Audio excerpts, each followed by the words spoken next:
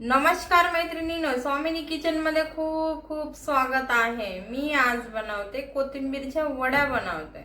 ही मी घेतलेली आहे बघा, आपली एक जुडी घेतलेली आहे कोथिंबीरची। हिरवीगार कोथिंबीर आहे मार्केट मधली। आता हिला मी स्वच्छ धुवून घेतलेली, आता हिला बारीक कट करून घेते। हे घेतलेलं आहे 1 वाटी गव्हाचं पीठ आणि छोट्या वाटीने 1 वाटी बेसन आणि 1 वाटी आहे आपला हा बाजरीचं पीठ आहे आणि तीळ आहे 2 चमचे, ओवा आहे अर्धा चमचा, हळद आहे आणि हा आहे ठेसा। जिरे, मीठ, लसूण आणि हिरवी मिरचीचा मी ठेसा वाटून घेतलेला आहे। मी आता इथे बाउल घेतलेला आहे। बाउल मध्ये हे बघा कोथिंबीर मस्त घेतलेली आपली कट करून बारीक, आणि जेवढी जास्त कोथिंबीर वापरली तेवढे चांगले आपल्याला वडे बनवायला, छान मस्त वड्या होतात त्याच्या। आता ह्यामध्ये आहे ना आपण हे बघा, हे 1 वाटी आपण गव्हाचं पीठ टाकू यामध्ये। त्यानंतर हे बेसन एक छोट्या वाटीने, हे आहे बाजरीचं पीठ छोटी वाटी, आपली थोडीशी हळद, हे बघा हे आहे ओवा आणि थोडीशी तीळ टाकते मी त्यामध्ये, हे बघा 1 चमचाभर, आणि हे आपला ठेसा। आपण आता ह्याला छान मिक्स करून घेऊ। मी आता हे सगळं छान बॅटर आपलं हे बघा मिक्स करून घेतलेलं आहे। आता ह्यामध्ये आपण चवीनुसार मीठ टाकू, हे बघा, आणि 1 चमचा तेल टाकू आपण त्यामध्ये। आणि बघा आता सगळं आपलं पीठ छान मिक्स झालेलं आहे बघा, आणि तेल पण टाकलेलं आहे। तेल टाकल्यामुळे आपले वड्या छान खुसखुशीमध्ये होतात। मी आता यामध्ये पाणी टाकून मळून घेते याला। बघा आता आपलं छान आहे ना पिठाचा गोळा मस्त मी मळून घेतलेला आहे, हे बघा। मी अशा पद्धतीने आहे ना 3 गोळे बनवून घेतलेले आहे, हे बघा। आणि यावरती आपलं पोळीपाटवर आता हे पीठ टाकून एक एक गोळा आपण लाटून घेऊ आपण।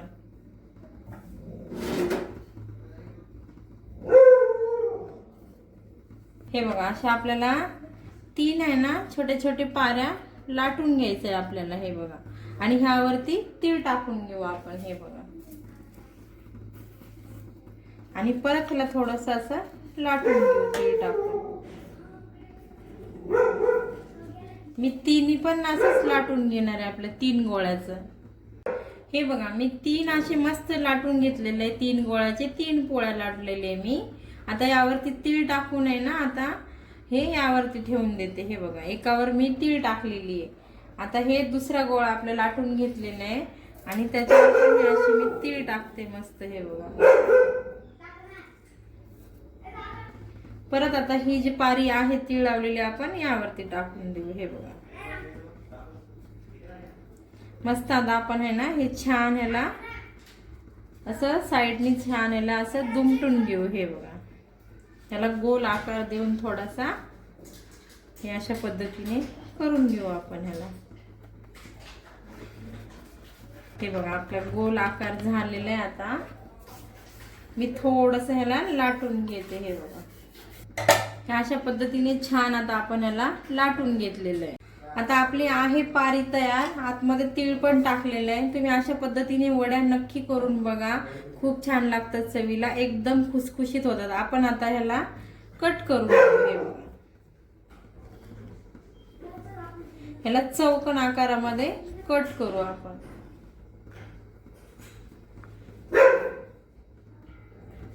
आणि हे जेव्हा आपण एकावर एक 3 आपण जेव्हा गोळे घेऊन याची पोळी तयार म्हणजे गोळे तयार करून छान पुरी सारखे छोटे लाटून घेतलं आणि मध्ये तीळ भरली ना, हे तेलामध्ये तळल्यावर छान लेयर येतात, खूप मस्त दिसतं आणि खुसखुशीत होतात, खूप छान लागतात चवीला। तुम्ही अशा पद्धतीने नक्की बनवून बघा। हे बघा किती छान झालेलं आहे। आपण आता ह्याला तेलामध्ये शालो फ्राय करून घेऊ आपण। आता बघा आता मी पॅन ठेवले, आपलं पॅन मध्ये तेल टाकलेलं आहे 3-4 चमचे। आता आपण ह्याला छान शालो फ्राय करून घेऊ। आपलं आता तेल गरम झालेलं आहे, हे बघा। आतमध्ये तीळ असल्यामुळे काही गरज नाही वरतून तीळ टाकायची किंवा लावायची, मस्त आपण ह्याला आता शालो फ्राय करून घेऊ।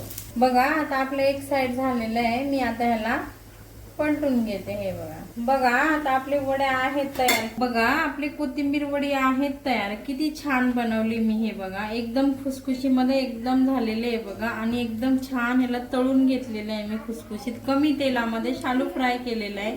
आणि हे आहे आपली शेजवान चटणी आहे.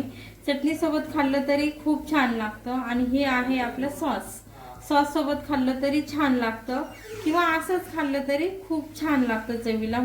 मी बनवलेली पद्धत जर तुम्हाला आवडली ना तर नक्की मला लाईक करा, कमेंट करा, सबस्क्राईब करा. तोपर्यंत मस्त खा, मस्त राहा.